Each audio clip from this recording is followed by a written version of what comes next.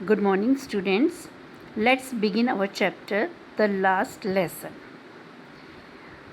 I started for school very late that morning and was in great dread of a scolding, especially because M. Hamel had said that he would caution us on participles, and I did not know the first word about them.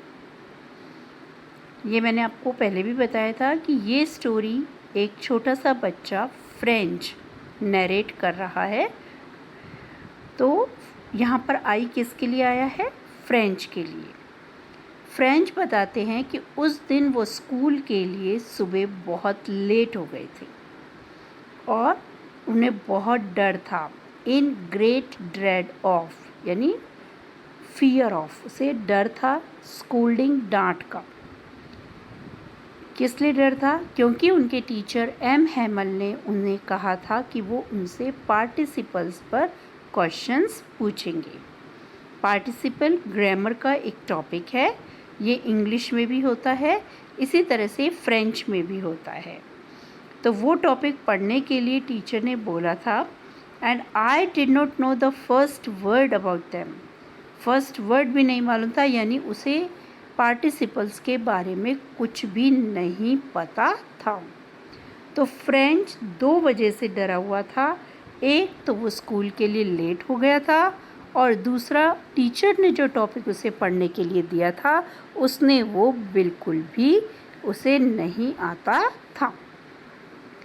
For a moment I thought of running away and spending the day out of doors. अब एक क्षण के लिए उसके मन में विचार आया कि वो वहाँ से भाग जाए और पूरा दिन बाहर स्पेंड करे। फिर वो हमें ये भी बताता है कि बाहर मौसम कैसा था। It was so warm, so bright. वहाँ पर काफ़ी गर्म था और सन था, सूरज निकला हुआ था। अब आप सोचेंगे कि गर्मी में तो हम बाहर जाना बिल्कुल भी पसंद नहीं करते, तो वो ऐसे मौसम में बाहर क्यों जाना चाहता था? क्योंकि इंडिया में गर्मी है, हॉट सीज़न रहता है, लेकिन फ्रांस में बहुत ज़्यादा ठंड होती है। तो वहाँ अगर सनी डे हो तो उस दिन वो मौसम को प्लेजेंट मानते हैं। जैसे हम धूप नहीं निकलती तो कहते हैं कि आज मौसम बहुत प्लेजेंट है, वहाँ पर अगर धूप निकलती है तो उस दिन को वो अच्छा दिन मानते हैं। The birds were chirping at the edge of the woods. और पक्षी भी चहचहा रहे थे जंगल में। And in the open field back of the sawmill, the Prussian soldiers were drilling. और खुले खेतों पर जो प्रूशिया के सैनिक थे वो वहाँ पर खेतों में काम कर रहे थे। It was all much more tempting than the rule for participles, but I had the strength to resist and hurried off to school. ये सारी चीज़ें उसे बहुत ज़्यादा आकर्षित कर रही थी पार्टिसिपल के रूल्स की बजाय, लेकिन उसमें इतनी ताकत थी कि वो इस टेम्पटेशन को, इस आकर्षण को रेजिस्ट कर पाया, उसका विरोध कर पाया और वो जल्दी से स्कूल चला गया, स्कूल की तरफ जाने लगा। When I passed the town hall, there was a crowd in front of the bulletin board. School जाते टाइम रास्ते में टाउन हॉल पड़ा जिसके सामने भीड़ लगी हुई थी। वहाँ पर एक बुलेटिन बोर्ड था और वहाँ उसके सामने भीड़ लगी हुई थी। बुलेटिन बोर्ड जिस पर कि कोई भी नोटिस या न्यूज़ लगाई जाती थी।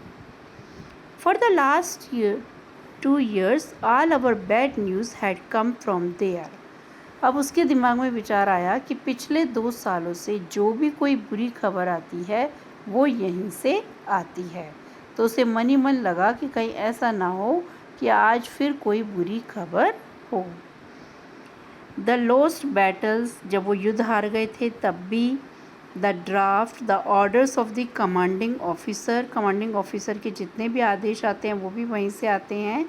And I thought to myself without stopping, what can be the matter now. अब वो सोचने लगा कि अब क्या बात हो सकती है।